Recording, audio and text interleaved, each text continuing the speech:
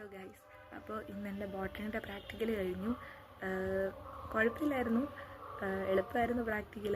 പക്ഷേ എൻ്റെ ആദ്യത്തെ നമ്മുടെ 1A ഉണ്ടല്ലോ, ഇത് വരയ്ക്കുന്നത്, TS എടുക്കുന്നത്, മോണോക്കോട്ട്, ഡൈക്കോട്ട്, റൂട്ട് സ്റ്റെം, അത് കുറച്ച് സമയം എടുത്തുപോയി.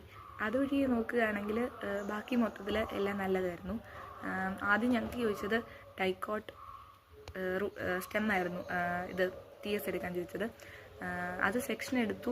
എന്നിട്ട് പടം വരയ്ക്കാൻ തുടങ്ങിയപ്പോൾ എനിക്ക് കറക്റ്റ് ഷേപ്പ് കിട്ടുന്നില്ലായിരുന്നു. അപ്പോൾ ഞാനത് ലാസ്റ്റിലേക്ക് വെച്ചു.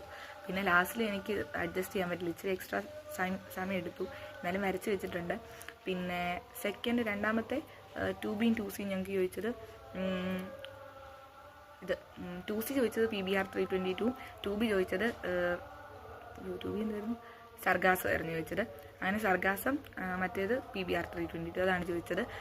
പിന്നെ 3Dയിൽ മൈറ്റോസിൻ്റെ ഏത് സ്റ്റേജാണെന്ന് ചോദിച്ചാൽ അനാഫീസ് ആയിരുന്നു വെച്ചത്. 3D 4E experiment paper chromatography ആയിരുന്നു. ഞങ്ങൾ സെക്കൻഡ് ബാച്ചായിരുന്നു ഇത്തവണ. അപ്പം സെക്കൻഡ് ബാച്ചാണ്, ഞങ്ങൾക്ക് പേപ്പർ ക്രോമറ്റോഗ്രഫി ആയിരുന്നു. ഫസ്റ്റ് ബാച്ചിന് ഹൈഡ്രലയായിരുന്നു. പിന്നെ എക്സ്പെരിമെൻ്റ് കഴിഞ്ഞ് പിന്നെ അത് കഴിഞ്ഞിട്ട് 4E, ഇവിടെ കൂടെ ഒരു പൂച്ച പോകുന്നുണ്ട്, കാണിച്ചു തരാം.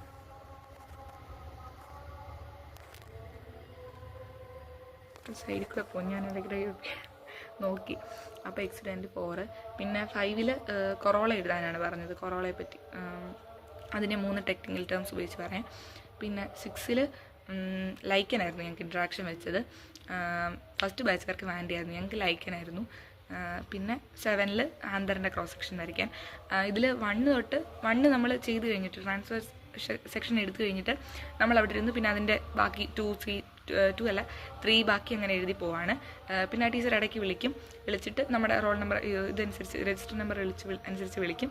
എന്നിട്ട് നമ്മൾ വേറൊരു പേപ്പറിൽ അഡീഷണൽ ഷീറ്റിലാണ് 2Bയും 2Cയും, ഞങ്ങൾ അങ്ങനെയാണ്, എല്ലാവർക്കും അങ്ങനെ ആയിരിക്കുമല്ലോ, 2Bയും 2C എഴുതുന്നത്. PBR 322 സർഗാസം വേറൊരു പേപ്പറിൽ എഴുതുന്നത്. എന്നിട്ട് അത് ടീച്ചറിൻ്റെ കൊടുത്തിട്ട് നമ്മളിങ്ങി പോരും. പിന്നെ നമ്മൾ ബാക്കി കണ്ടിന്യൂ ചെയ്യും. അത് കഴിഞ്ഞ് ലാസ്റ്റ് ആയിരിക്കും നമുക്കതുകൊണ്ട് തന്ന് നമ്മളത് ഒരുമിച്ചാക്കി ടൈ ചെയ്യുന്നത്. 1 തൊട്ട് പിന്നെ അങ്ങോട്ട് 3, അങ്ങനെയാണ് നമ്മൾ ആ പേപ്പറിൽ കണ്ടിന്യൂസ് എഴുതുന്നത്. ലാസ്റ്റ് ആ 2 നമ്മൾ വേറൊരു പേപ്പറിൽ എഴുതി അതും ഇത് അറ്റാച്ച് ചെയ്യും. പിന്നെ മൊത്തത്തിൽ കുഴപ്പമില്ലായിരുന്നു. എന്നോട് വൈവാ ക്വസ്റ്റ്യൻ ഒന്നും ടീച്ചർ ചോദിച്ചില്ല. ഇത് മാത്രമേ ഉള്ളായിരുന്നു. പടം വരയ്ക്കാൻ ഒരിച്ചിരി താമസിച്ചു പോയി. ഞാനത് ആദ്യം ചെയ്തുകൊണ്ടിരുന്നപ്പോഴും എനിക്ക് തോന്നിയത് ലാസ്റ്റ് സമയം വൈകുവാണ്. അതുകൊണ്ട് ഞാനത് ആദ്യം പിന്നെ മാറ്റി വെച്ചിട്ട് ലാസ്റ്റിലത്തേക്ക് വരയ്ക്കാമെന്ന് വെച്ചു. ലാസ്റ്റ് വരച്ചിട്ട് എനിക്കത് ശരിയാവുന്നില്ല. എന്തായാലും അവസാനം ഞാൻ വരച്ച് കൊടുത്തിട്ടുണ്ട്. ബോട്ടണിയും എളുപ്പമായിരുന്നു.